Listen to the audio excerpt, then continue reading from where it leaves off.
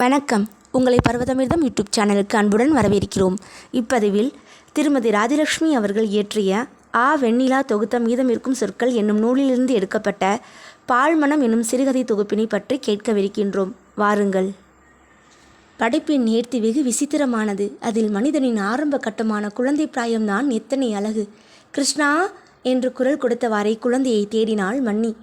பிஞ்சு விரல்களால் ஜன்னலை பிடித்தவாறே நின்று தெருவை பார்த்து கொண்டிருந்த குழந்தை கிருஷ்ணா தன் முகத்தை திருப்பி பார்த்தாள்.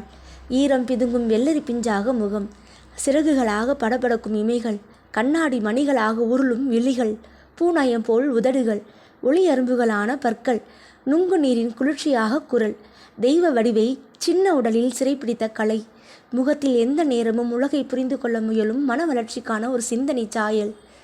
அம்மா, அதோ பாரம்மா நாய்க்குட்டி. அவள் பிஞ்சு விரல் காட்டிய இடத்தில் குப்பை தொட்டியோரம் ஒரு சொறி நாய் படுத்திருந்தது. சீ, அது அசிங்கம். நம்ம நாய்க்குட்டி டாமியை பார், அழகாக சுத்தமாக. அம்மா, அந்த நாய்க்கும் சோப்பு போட்டு குளிப்பாட்டினா என்னம்மா? அது தெருநாய், அதை தொடப்படாது. ஏன் தொடப்படாது? நம்ம நாயை மட்டும் தொடலாமா? அப்பா திட்டுவாங்க என்று முத்தாய்ப்பு வைக்க முயன்றாள் மன்னி. குழந்தையா விடுவாள்? அப்பா திட்டிட்டா தொடலாமா அம்மா என்று தன் கேள்வியை தொடர்ந்ததும் நான் நடக்க முடியாமல் சிரித்துவிட்டேன். மன்னி என்னிடம் குறைப்பட்டு கொண்டாள். பாரேன் ராமு, இவள் கேள்விக்கு பதில் சொல்லவே ஒரு தனி ஆள் போட வேண்டியதுதான். நீ படி. இவள் இப்படி பேசினால் நீ படிக்கிறதெங்கே? வாமா கிருஷ்ணா, உள்ளே போகலாம். சித்தப்பா படிக்கட்டும். எனக்கு படிக்க ஓடவில்லை. குழந்தைக்கு தெருநாயும் வீட்டு நாயும் ஏறில்லை என்ற சமரச நோக்கா, அல்லது இத்தகு சந்தேகங்களின் மூலம் உலகை அறிய முயலும் ஆவலா? காலையில் கீரை கொண்டு வரும் பாட்டியை கண்டதும் கிருஷ்ணா உற்சாகமாக ஓடினாள். கிருஷ்ணா, கிழவியை போய் தொடாதே, உடம்பு சரியில்லாதவள் என்று மன்னி கூவினாள். அவள் குரலில் இருந்த கண்டிப்பால் திகைப்படைந்த குழந்தை என்னை பார்த்தாள். அப்பாவுக்கு உடம்பு சரியில்லாதப்ப நீ தொடலையா சித்தப்பா? நான் கிருஷ்ணாவை தூக்கி கொண்டேன். சமர்த்தா அம்மா சொன்னபடி கேட்டா சாயந்தரம் காந்தி மண்டபம் அழைச்சிக்கிட்டு போவேன். நிஜமாவா சித்தப்பா? ஆமாம், சொன்னபடியே அன்று மாலை கிருஷ்ணாவை காந்தி மண்டபத்துக்கு அழைத்து சென்று விட்டு திரும்பி கொண்டிருந்தேன். கைவண்டியை நிறைந்த பாரத்துடன் நம்பி இழுத்தவாறே சென்று கொண்டிருந்தார் ஒருவர். சித்தப்பா, பாவம் அவர். காலிலே செருப்பே போடல சித்தப்பா. கல் குத்துமே, வெயில் சுடுமே. என்னோட செருப்பு அவருக்கு சின்னது. உன் செருப்பை கொடுத்துரு சித்தப்பா, நீதான் பூட்ஸ் வச்சிருக்கியே. குழந்தையின் குரலில் இருந்த உருக்கத்தையும் துன்பம் கண்டு பொறாத மனத்தையும் கண்டு நான் நெகிழ்ந்தேன். அவளை அப்படியே வாரி அணைத்து கொண்டேன். குழந்தையா பேசுகிறாள்?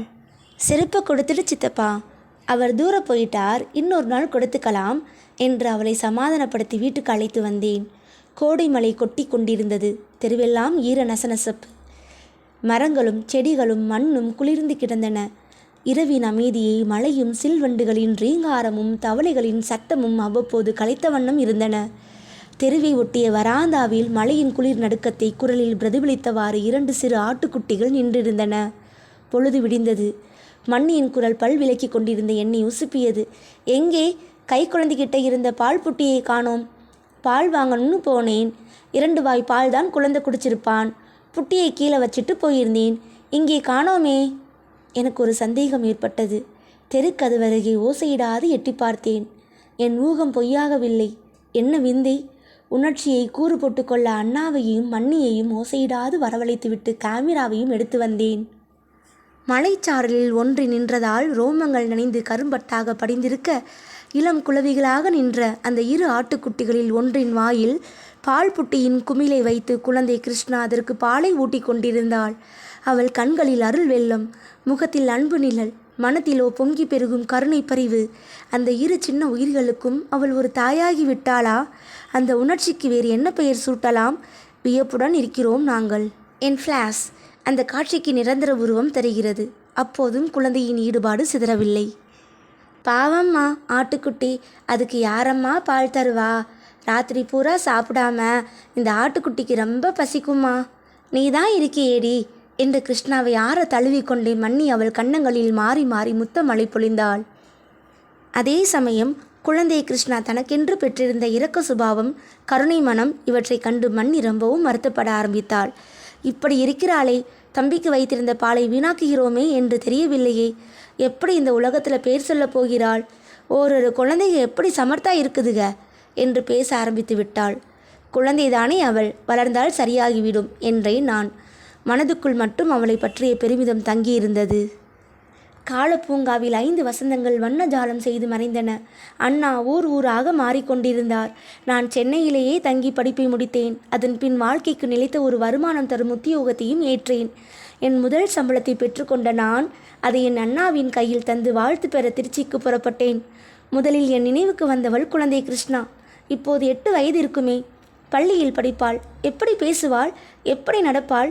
என்னுள் இனிய கற்பனையாக அவள் நடையுடை பாவனைகள் பொங்கி பிரவகித்தன. என் டைரியில் பத்திரப்படுத்தியிருந்த அவள் புகைப்படத்தை எடுத்து பார்த்தேன். என்ன அழகான காட்சி! குழந்தை கிருஷ்ணா ஆட்டுக்குட்டிக்கு பாலூட்டும் காட்சி நேற்று நடந்தார் போல் தோன்றுகிறது. கிருஷ்ணா என்னிடம் உடனே ஓடி வராமல் வெட்கத்துடன் நின்றிருந்தாள். சிறிது நேரத்திலேயே பிறந்திருந்ததால் ஏற்பட்ட வெட்கம் நீங்க பெற்றவளாய் சகஜ பாவத்துடன் என்னுடன் பழகினாள். அன்று மாலை கிருஷ்ணாவை அழைத்து கொண்டு கடை திருப்பக்கம் போனேன். தன் பள்ளியை பற்றி, கூட படிக்கும் மாணவிகளை பற்றி, அப்பாவும் அம்மாவும் வாங்கி தந்த உடைகளை பற்றி அவள் கலகலப்பாக பேசிக்கொண்டே வந்தாள். நான் மகிழ்ச்சியாக கேட்டுக்கொண்டே வந்தேன். கிருஷ்ணா தொடர்ந்தாள். ரவியை பாரு சித்தப்பா, பால் சாதத்தை தெருநாய்க்கு போடுறான். நம்ம டாமிக்கு தானே போடணும். நான் குழந்தையை பார்த்தேன். அவள் வளர்ந்து விட்டாள். உலகைப் போலவே மற்றவர்களை பற்றி நினைக்க கற்றுக்கொண்டாள். ஆனால் என்னுள் மகிழ்ச்சி எழவே இல்லை. சிரிப்பதை விட சிந்திப்பதில் அதிகம் ஈடுபட்டிருந்த குழந்தை எப்படிதான் மாறிவிட்டாள்? தெருவில் கிருஷ்ணாவின் அட்டகாச சிரிப்பொலி கேட்கிறது. என்னவென்று எட்டி பார்த்தேன். எனக்கு அதிர்ச்சி. கல்லடிப்பட்ட ஆட்டுக்குட்டி மே மே என்ற வேதனை முனகளோடு நொண்டியவாறை தத்தி தத்தி ஓடிக்கொண்டிருந்தது. அதை பார்த்து கை கொட்டி நகைக்கிறாள் கிருஷ்ணா. கிருஷ்ணா, இப்படிதான் ஆட்டுக்குட்டியை கல்லால் அடிக்கிறதா? நொண்டிக்கிறது பார். முட்டாள், இங்கே வா. சின்ன குழந்தையில் இரக்கத்துடன் நடப்பாய்.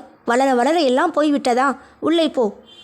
இயல்புக்கு மாறான சூழ்நிலையில் அகப்பட்டு கொண்டார் போல் அவள் முகம் மாடியது. வாசலில் சாலை வேலை செய்யும் கூலியால் குடிக்க தண்ணீர் கேட்கிறார். அவரை போ போவென்று விரட்டுகிறாள் கிருஷ்ணா. எப்போவும் இங்கே தான் கேட்ப, போ, நான் தரமாட்டேன். நான் கண்டிக்க குரல் எடுக்கும் முன் மண்ணியின் குரல் கேட்கிறது. நேற்றுக்கு வந்தவர் தானே, தினமும் ஒரு ஆள் தண்ணீர் கொடுக்க நிற்க வேண்டியதுதான், வேற வேலை இல்லை. நான் விரட்டிட்டேம்மா, அதுதான் சரி. சமர்த்து, உள்ளே வா. குழந்தை தெய்வீக மனம் படைத்திருந்த போது சலித்த தாயார் சாதாரண உணர்வை ஏந்தியதும் புகழ்கிறாள். மலையருவி இமய போர்வையிலிருந்து விடுபட்டு பூமி தூசியில் கலந்து விட்டதற்கு இத்தனை மகிழ்வா? இப்பதான் சமர்த்தாமே. எம்மாதிரி பழக்குகிறோமோ அம்மாதிரி தான் பண்பு வளர்கிறது. இயற்கை உணர்வையே செயற்கை உணர்வாக திசை திருப்பி விடும் நம் பழக்க வழக்கங்களுக்கு நாம் தான் பொறுப்பென்றால், நம்மை திசை மாற்றி அமைத்த பெற்றோர், நம் சமூகம் எல்லாம் பொறுப்பேற்க வேண்டியதுதான். குழந்தைகள் குப்பைகள் கலக்காத மாணிக்கங்கள். அவற்றின் மனமொழிமையை சூழலுக்கு ஏற்ப நாம் தான் திருத்தி அமைக்கிறோம். அப்படி மாறாதவர்களை வெகுளி, அசடு என்கிறோம். அன்று ஆட்டுக்குட்டிக்கு பசிக்குமே என்று பரிதாபப்பட்டு தம்பிக்கு வைத்திருந்த பால் புட்டியை எடுத்து ஊட்டிய குழந்தை இன்று கல்லால் அடித்து அது நொண்டுவதை கண்டு கை கொட்டி சிரிக்கிறாள். தெருநாயையும் குளிப்பாட்டலாம் என்றவள் அதற்கு ஏன் பால் சோறு, நம் நாய்க்கே போடலாம் என்கிறாள். செருப்பில்லாமல் வண்டி இழுக்கும் கூலியாளை கண்டு மனம் எதும்பி என் செருப்பை தரும்படி தூண்டியவள் சாலையில் வேலை செய்யும் தொழிலாளியின் தாகத்துக்கு தண்ணீர் தராமல் விரட்டுகிறாள். இனி மன்னி பயப்பட வேண்டாம். கிருஷ்ணா தனியே பஸ்ஸில் பள்ளிக்கூடம் சென்று படித்து வருகிறாள். சின்ன டிஃபன் பாத்திரத்தில் ஓர் உருண்டை தயிர் சாதம் மட்டுமே எடுத்துட்டு போய் சாப்பிட்டு பசியை அடக்க கற்றுக்கொண்டாள். இயந்திரமாக நாம் நிர்ணயித்த சட்ட திட்டங்களுக்குள் எவ்வித எதிர்ப்பும் இன்றி லயித்து கலந்து பழகிய பசுவாகிவிட்டாள். நீ பார்த்த கிருஷ்ணா ரொம்ப வளர்ந்துட்டாளா? கெட்டிக்காரி ஆகிவிட்டாள். அண்ணன் பெருமைப்படுகிறாள். அருள் வடிவானவள் வெறும் லோகாயுத சேற்றில் முளைத்த பூண்டாகிவிட்டாளே, அதை வளர்ச்சி என்று எப்படி ஏற்பது? நான் என் கிருஷ்ணாவை, எனக்கு பிடித்த உணர்வுகளை ஏந்தி நின்ற குழந்தையை காண வந்தேன். அவளை காண முடியாத ஏமாற்றத்தோடு திரும்பி போகிறேன். அப்படிப்பட்டவளை காண முடியாது என்ற உண்மை என் கண்டத்துள் ஒரு இரகசிய வேதனையாக முட்டுகிறது. கடவுளின் பிரதிநிதியாக குழந்தை பூமியில் ஜனிக்கிறது. ஆனால் மனிதனின் பிரதிநிதியாக உலகை விட்டு நீங்குகிறது. நன்றி, வணக்கம்.